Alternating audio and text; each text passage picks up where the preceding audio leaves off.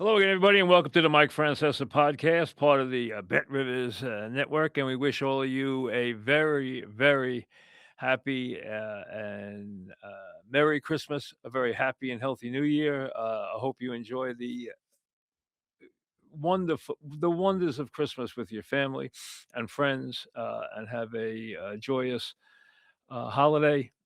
Enjoy one of the real great days of the year if you have family, if you have kids, and those of us that have kids, even as they grow up. And there's always additions to the family and everything. It's always a nice scene to see Christmas through the eyes of little kids, because it's the wonders of Christmas. You lose a little of that as you get older, but you see it in the kids, and it's fun. So a very special day, and I hope you all enjoy it. Now, Football Friday for uh, Week 17. Obviously, some teams playing for nothing, for pride, putting together their tapes. Individuals worried about their next job, coaches worried about their next position. Um, you have obviously some teams playing for draft order, including the Giants and the Raiders. We'll get to that. And then there are a couple of places where we're still playing for the postseason. Right now, 10 teams are in the playoffs. They might not have clinched division titles, but they're in the playoffs. The Pats, the Bills, the Broncos, the Chargers, the Eagles, the Seahawks, the Rams, the Niners, the Bears, the Jags are all in the playoffs.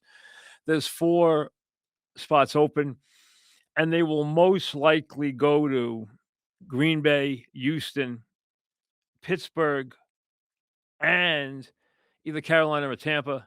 That might be the one. That's the one I would think will actually play itself into week 18. They play in week 18.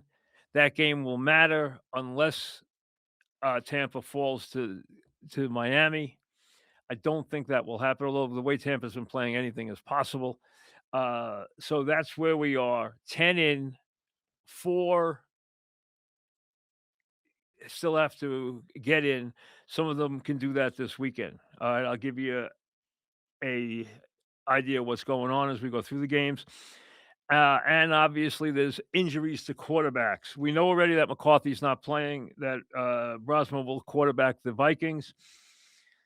We don't know if Jackson will play yet. He did not practice. He did not participate on Tuesday. So we'll have to wait and see what happens with him on their Saturday game. They need 2 wins to get into the playoffs. That would be a win this week and then a win against Pittsburgh next week. If they lose this week or Pittsburgh wins this week, that game is meaningless next week.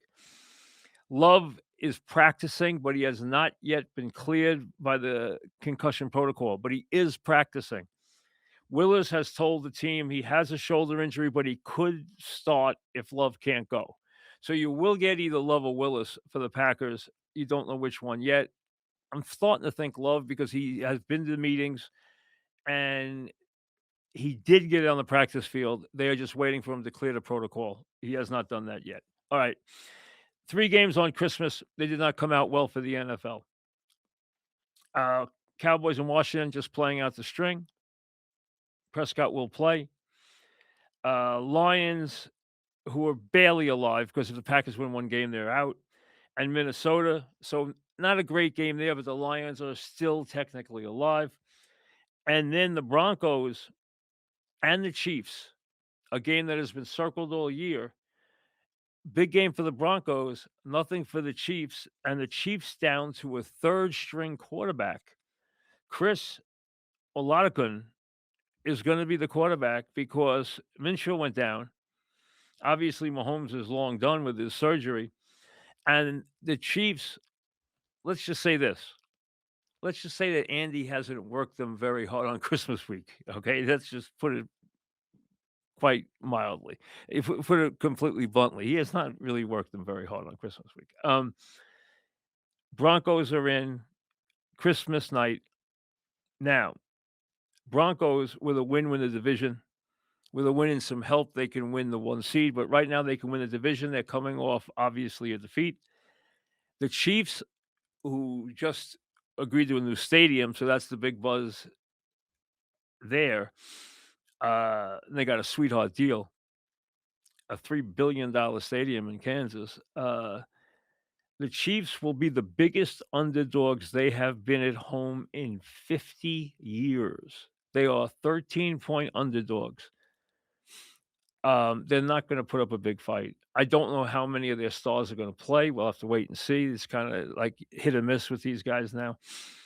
It is a nationally televised game.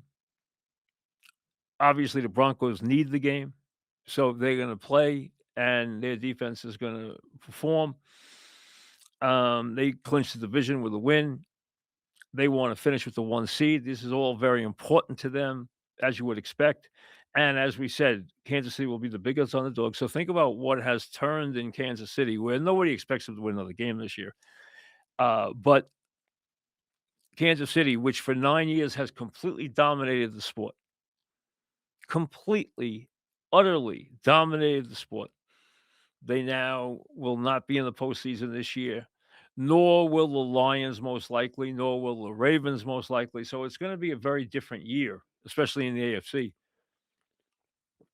where you will not have Mahomes and you will probably not have Lamar Jackson in the postseason. Now, um, so those are your 3 Christmas Day games. You have 2 games on Saturday, the Texans and the Chargers. Texans with a win are in the playoff. They still can win the division title, but with 1 win, Chargers already in the postseason. They've done a very good job. Give Harbaugh credit. He's had a banged up squad, and they have played well, and they've won games, and they've gutted games out, and they've played hurt. They've done a very good job. They really have. He's done a very good job with that team, but he's a good coach. And the Texans really let down. I know they raved about Genti after the game, about how good he was, but hey, they let down and they beat the Raiders in a close game. They probably thought they could mail it in. They probably thought the Raiders would offer nothing, and the Raiders made a couple of big plays. Genti had 2 big touchdowns. He had a 60 yards receiving touchdown. He had a 48-yard rushing touchdown. He ran for 128 yards, so he had his biggest game of the season as he revs up and gets ready for the Giants this week. But the Texans still need another win to get into the playoffs. They can get in with a win or some losses. If the Colts lose, they're in anyway, but they still need 1 more win to get into the postseason. The Ravens and the Packers play on Saturday. We don't know about Lamar Jackson. The Packers, we think it'll be Love. We're not sure, but otherwise it'll be Willis. The Packers need 1 win to get into the postseason. The Packers can still win the division title with 2 wins and 2 bad losses, but they need a win to get into the postseason. Okay, so your most likely scenario is going to be: I gave you the 10 teams that are in the postseason. Green Bay is going to get in. Houston's going to get in. I think Pittsburgh's going to get in. I think they're going to beat Cleveland this week and get in, and not have to play the Ravens in any meaningful fashion next week. And then it's either Carolina, which can get in this week with a win and a Tampa loss, or they play next week for the division title. And that will most likely happen, and that will most likely be your big game next week because it'll be the only game that's really for the playoffs next week. If things you might have some seeding situations, you might have some division title situations, but as far as teams making the postseason, and I have always found if you're looking for teams to rev it up for seeding, don't go there. They don't do it. If it means getting in the postseason versus going home, they are in 100%. For seeding, I've always seen that it's kinda like hit or miss. You don't get the effort sometimes that you think you're gonna get. Um, but a lot of teams are in the playoffs but haven't clinched division titles. If you want teams that can clinch division titles with wins, Denver clinches a division title with a win. New England clinches a division title with a win. Pittsburgh clinches a division title with a win. Jacksonville clinches a division title with a win. Now, Sunday games, Steelers and Browns. Steelers at 9-6 go to Cleveland. Now that's always been a fierce game, we know that. But at this point, I'm not trusting the Browns. At this point, I like what I see from Pittsburgh the last couple of weeks. You have to, especially the offense. I think Rodgers wants to get it done here. I think Tomlin wants to get it done here. I think they want to get it done in style, get their second, get their 10th win, and then they don't have to worry about the Ravens next week. They can rest up. They can give Rodgers the week off. They can give everybody the week off and get ready for the postseason. So, with that being the case, I think they beat the Browns. Jags and Colts. Colts are hanging by a thread. They're not going to make the playoffs. All right. They're not eliminated yet, but they're not going to make the playoffs. Jags playing really well. That was a huge win against Denver last week. Seahawks and Panthers. The NFC West is completely wild. All three teams are going to the playoffs. All three teams are already in the playoffs. Niners offense has become a juggernaut. Seahawks have had a great year. Rams, obviously, 4 games that they led in the fourth quarter or in the second half, and they lost 4 of them. And really 4 games, 2 of them they had less than a 2% chance of losing, and they lost. So they've lost a couple of tough ones. They've lost 4 games. They play on Monday night. Seahawks and Panthers. Now the Panthers, this game matters to them in a big way if the Bucs fall to the Dolphins. Now, if the Bucs have beaten the Dolphins, this game has less meaning for the Panthers. Okay. Bucs play at the Dolphins. Bucs need to beat the Dolphins and then next week beat the Panthers and they would win the division title. So it's right there in front of them, but they have really hit the skids. And with the head coach exploding on them, it didn't make them any better. So they really have not responded. They've come down the stretch, even as they've gotten people back, gotten Evans back, gotten veteran receivers back. It hasn't made a big difference. They haven't played well. Giants and the Raiders. Now, locally, this game means a lot for this reason. Giants right now have the 1 seed. We know they have their quarterback. Okay, even though he's coming off his first bad game, his first game where they didn't let him do a lot, and he looked like a rookie against a very well coached defense. Giants, Raiders. Raiders showed life, or I should say, at least Genti showed life against the Texans. Now, you would think both these teams would figure out a way to screw up the number one. In a terrible season, both screw up the number 1 pick. The Giants are looking to take the number 1 pick and most likely trade it. The Raiders are looking for a quarterback with the number 1 pick. So the winner of this game for the fans and a lot of people is the loser of this game. But if you're Pete Carroll, you're trying to win this game because you're trying to stay as head coach. If you're the Giants, I gotta hope you're trying to win this game. Although with Kafka, it's hard to say. And let me say this: if you've listened to me through the years, I've always told you that it makes no sense to get rid of coaches in the season. Very little is ever solved. The only reason to get rid of a coach in season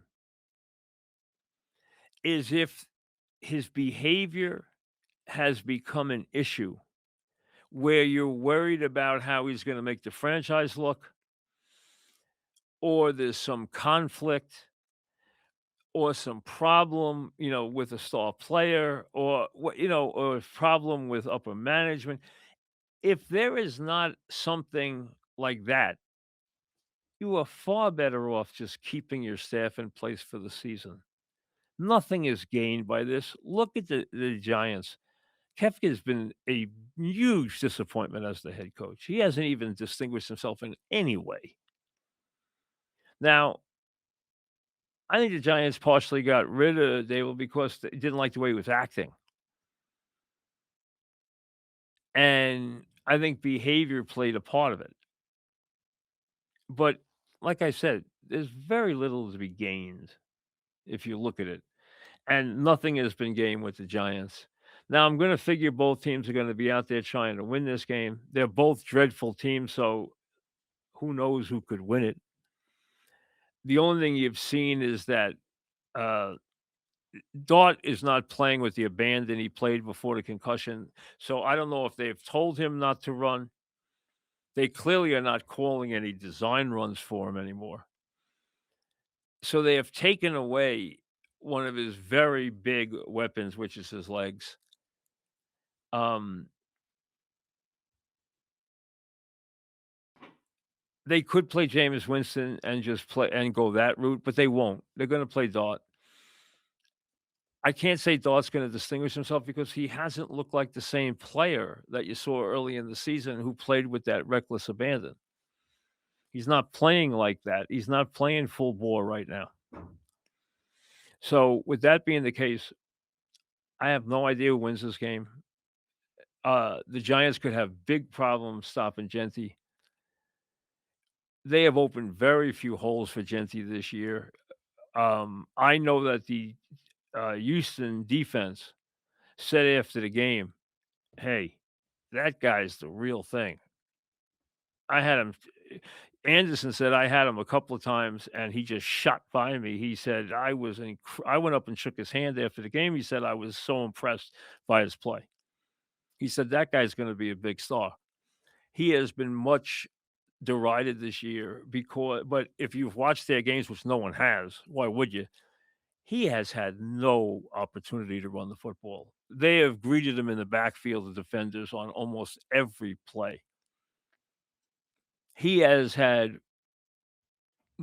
he led the league for a long time yards after contact because he was contacted in the backfield on almost every time he touched the ball. Now, what happens with him this week after coming off a big game? He had almost 200 yards offense in the game against the number one defense. That could mean trouble for the Giants. Who knows? But again, the loser who walks off the field on the scoreboard will have the number one pick in their hands as they leave. Pats and Jets, bitter pill for the Jets from this standpoint.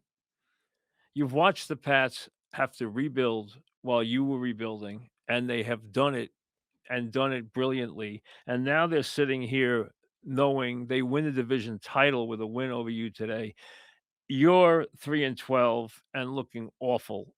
They are 12-3 with a franchise quarterback who's being mentioned as an MVP candidate. He won't win it, but he's still an MVP candidate with a terrific head coach, and prospects couldn't be brighter. And they're about to go to the playoffs and about to play a home game in the playoffs.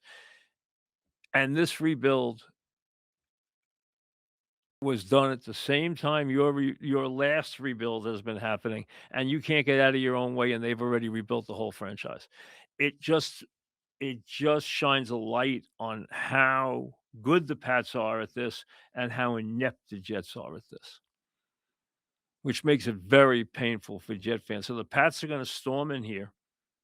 There's probably gonna be more Pat fans in the building than Jet fans. I would say many, many more. It's gonna seem like the game is in Foxborough. They're gonna clinch a division title, so the Pat fans are gonna all drive down after Christmas, and they're gonna come to the Meadowlands, and they're gonna, storm the building and celebrate as the Pats win a division title over the hapless Jets. So for Jet fans, as they get ready to lose their 13th game, the 13th one's gonna be extremely painful as the Pats will clinch a division title on your field. I don't know how much worse it can get. Eagles and Bills was a game that was highly anticipated. It doesn't have much now. The Eagles have clinched their division title. The Bills are in the playoffs. They're not going to win the division title. They know they're going to be going out on the road. I think this is nothing but an incredible opportunity for the Bills. Rest up your team these next 2 weeks.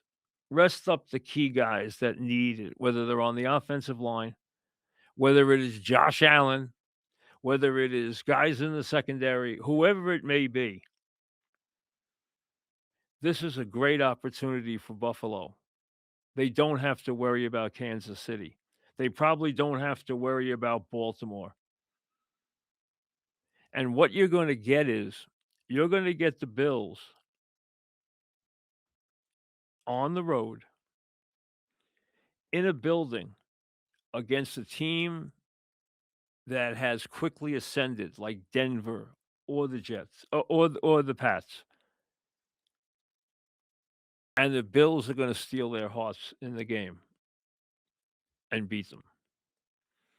I think that's the scenario we're heading towards. Now, the Bills have got to do it with their running game and their offense. I don't think their defense is good enough to win a big playoff game. They have to hope their defense and special teams can contribute enough to stay out of Allen's and the running game's way. And that means the offensive line. That means Cook. I mean, Cook has had a brilliant season. He's a highly he might be the most underrated player in the league. Their offensive line has done a terrific job. Their running game has been sensational. Now, Allen hurt his foot in the game last week. I would be very careful with him the next 2 weeks, but I can see them getting hot. I can see them saying, our nemesises aren't there. Lamar Jackson's not there. Mahomes isn't there. Andy Reid's not there. We can get to the Super Bowl this year. And obviously, that was the goal, and they expected to do it in a different way. They expected to play the games at home and triumphantly go to the Super Bowl. Well, it's not happening that way, but it can still happen. And they can still take that Super Bowl trophy into their new building next year. It just has to go a different road. But it's an opportunity for the Bills, I think a big one. Saints, who have played very well down the stretch, very happy with their coach, very happy with their quarterback. We told you about Shuck in the draft. Hey, listen, the information I had gotten that day was that the Giants were very high on him. They were. I didn't know that Dable was even higher on Dart. You have to be very happy with the guy they got, but Saints are extremely happy. They feel they have found their big quarterback with Shuck. They love him. Absolutely love him. The team is playing better. Their last month, they've won a bunch of games. Their defense is playing very well. Do not be surprised they win their last two and finish up 7-10, and they have really big feelings about their future. So the Saints are ecstatic about the way things are going, and they love their quarterback. Bears and Niners on Sunday night. Bears are in the postseason, but they haven't won a division title, and they can still drop it. They can still drop it. Okay? It can still happen. Now, they have to win one game, or they just need somebody to, take care of business for them on the other side. Now, they have two tough games. They have the Niners, they have the Lions. The Niners, who are still beat up on defense and not great on defense. They can't stop the run. They don't have a pass rush, but their offense is an absolute machine. An absolute machine over the last month. And this game right here, Niners can win out the next 2 weeks, not only win the division, be the number 1 seed. Bears can be the number 1 seed. Niners can be the number 1 seed. Bears can win a division title. They're in the playoffs. The only way the Lions get in the playoffs is if the Packers lose 2 games. Not gonna happen. Lions and Colts are barely alive, but I'm telling you right now, Green Bay and Houston are gonna take those tickets to the postseason. They're gonna take those tickets. The Packers will beat the Ravens this week with or without Jackson. And Houston just needs a win or a Colt loss, and, the Colts, I don't think they can beat the Jags. I don't think they can beat anybody right now. They looked all beat up. Their defense was horrific on Monday night. Rivers started that game really well, and then once Salah started blitzing him, he had a lot of trouble. He got they bull rushed him up the middle and got a fumble,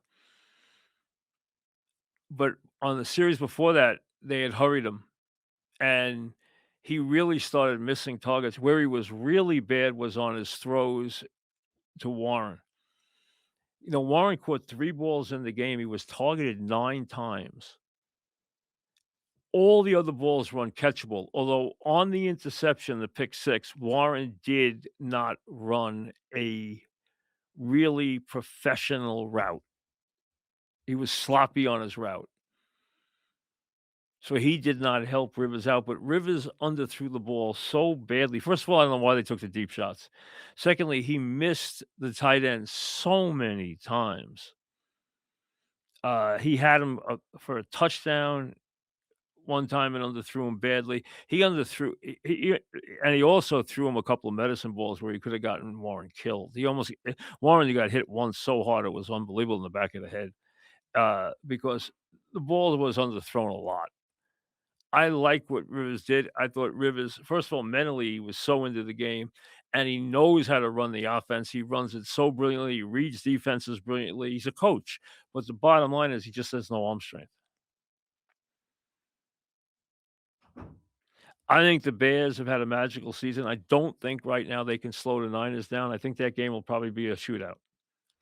Then the Rams play Atlanta on Monday night. Rams are going to playoffs.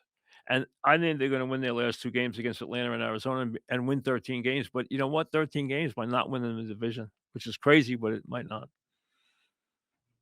13 games might not win them the division. It happens. And it looks like that's going to happen right now.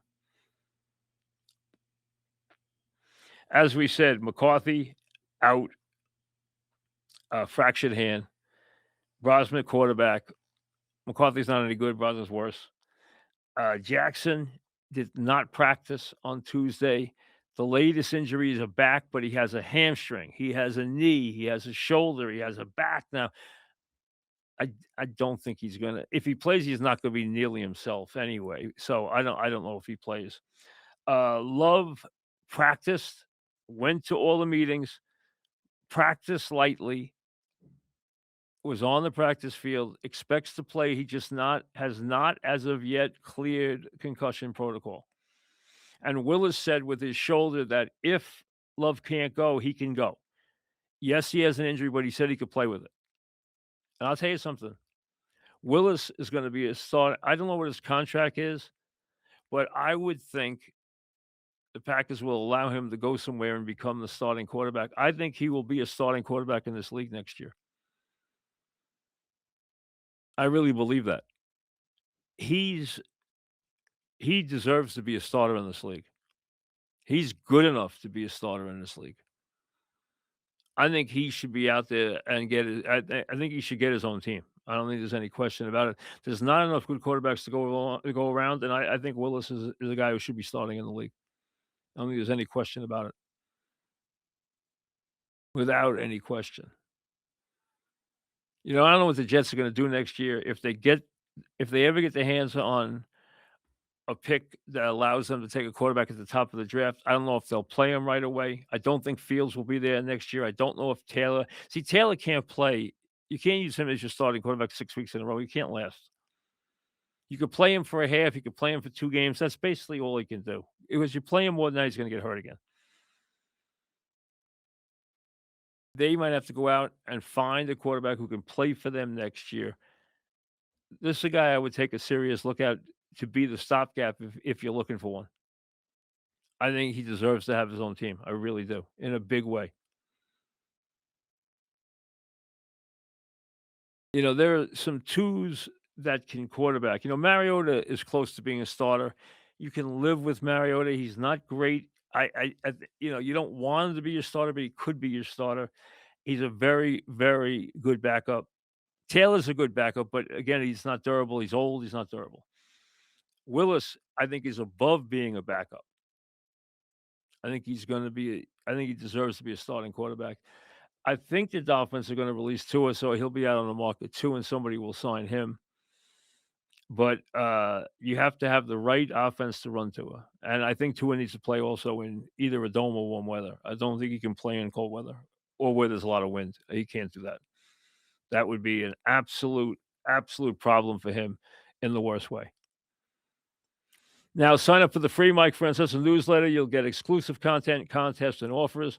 Go to the MikeFrancesa'Podcast.com and sign up. And remember, players who place a qualifying same-game parlay of at least $10 on any eligible NFL and NCAA football games will receive one standard entry into the weekly Squares game. Winning standard Squares will be awarded a prize of a $20 bonus bet. See app and website for more details. You know, I'll be sorry to see Navarro go. The Nava One of my guys, and I kind of fell in love with him because they're always on TV on Tuesday and Wednesday starting in early November, the MAC. So, Navarro's been my guy, and Ohio has been a team I've always liked. And you might know or might not know, because I didn't do a lot with the bowls because no one seems to care, especially these early bowls, but, I always follow Ohio. I was surprised yesterday they were a big underdog. Uh, so I thought I thought they would beat UNLV myself. Now Navarro is suing for an extra year. He's been around forever. He's a he's a running slash throwing, but really a running quarterback. They've gone through coaches. Obviously, they just got rid of their coach based on a huge scandal, although they just, it wasn't like Michigan. It didn't get any attention, but the coach did something he shouldn't have done. He got bounced. They won the game without the coach anyway. That's what people saying UNLV was going to crush Ohio. I'm saying, man, you guys know anything about Ohio? It's not going to happen. Not going to happen. And Ohio went in and just completely controlled the game from start to finish. I know that Navarro is suing, but give the Ohio program credit for their enormous efficiency in these bowl games year after year. And kudos to my guy Navarro, who I know is suing for an extra year. I don't know what basis he expects to get it on. I haven't paid enough attention to the suit, but I do know that he is filing suit against the league. There is talk now to show you how ridiculous this system is now. There is talk now that as the semesters change, college teams may add players. How can anybody let them add players in January to their basketball teams? If this is allowed, like if St. John's could go get a point guard right now, I mean, then there's no rules. Before you know it, they're going to be raiding pro guys and bringing them in here. Guys who flunk out of the NBA, they're going to be putting back in college.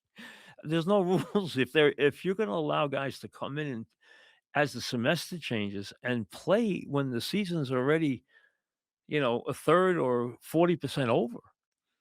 It's absurd.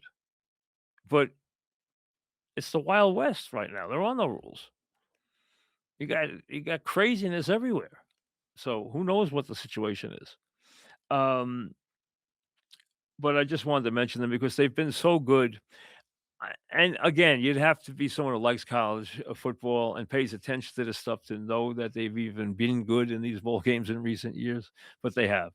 And they're always playing in these lesser light bowls anyway. But they carried on that tradition yesterday against UNLV in the Frisco Bowl and won 17-10. And it was 17-3, and they're getting a touchdown. They're getting 7 points, and they let them. They scored with 4 minutes left, and then Ohio ran out the clock. But they let it start to finish. And if they didn't turn the ball over, they would have even had a bigger score. So kudos to them. I don't know where Navarro winds up, but if he's back for another year, I'll be watching him. So as we bid you adieu on this Christmas Eve. Let me just say from all of us here at Bet Rivers and my staff and all the folks and everybody else, we wish you a very, very happy holidays, a very Merry Christmas, a joyous and happy Christmas, and a very, very healthy New Year. So Merry Christmas, and we'll see you in a couple days.